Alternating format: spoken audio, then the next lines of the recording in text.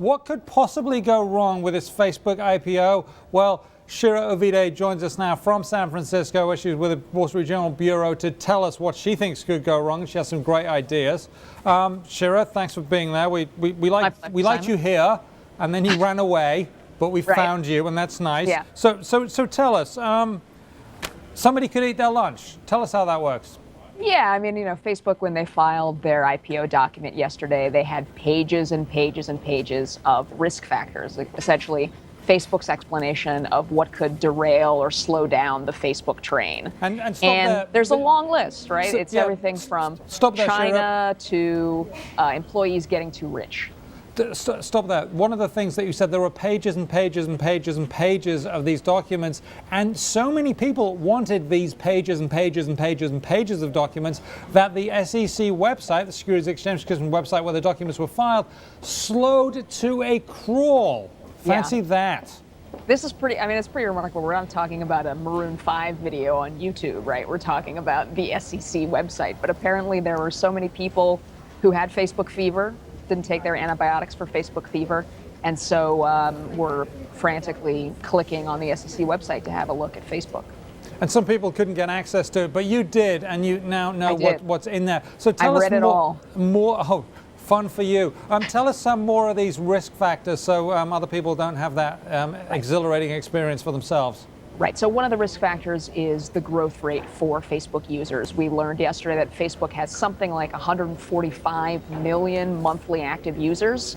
That's, basically at this point almost everyone who has a computer in the world, has internet access in the world. And Facebook warned that, look, we don't know how much faster this rate can grow.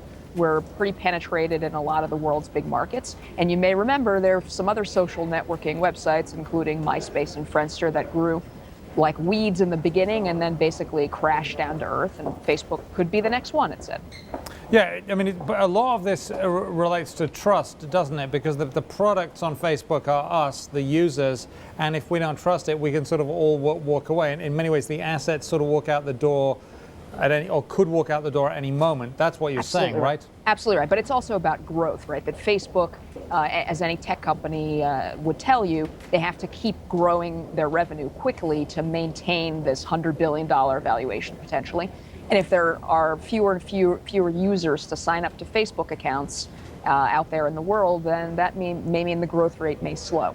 And what about corporate culture? Things happen to companies when they get in the public eye, and I don't mean in the public eye in the way that Facebook's been in the public eye. I mean under investor scrutiny. What could derail things there?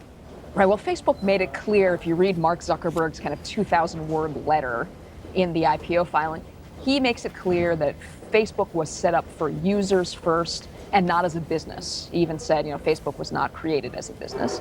And Facebook says in their IPO filing, look, what our corporate culture is this way. We're not going to change just because we're becoming a public company.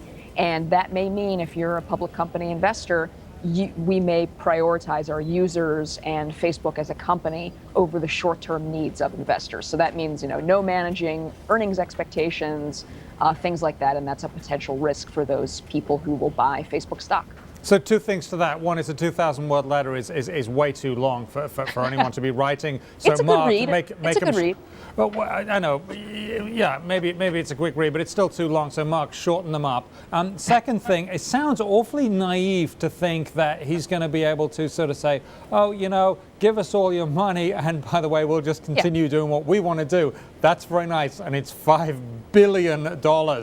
Yeah, it's a good point. I mean, we had the same kinds of language from Google when they filed to go public in 2004, and Groupon and Zynga more recently, that they made these points that, look, we're unique and we like it that way, I think was the Groupon CEO's motto about his company, and Facebook kind of echoed those words. And again, that means that they may not play to the likes of public company investors.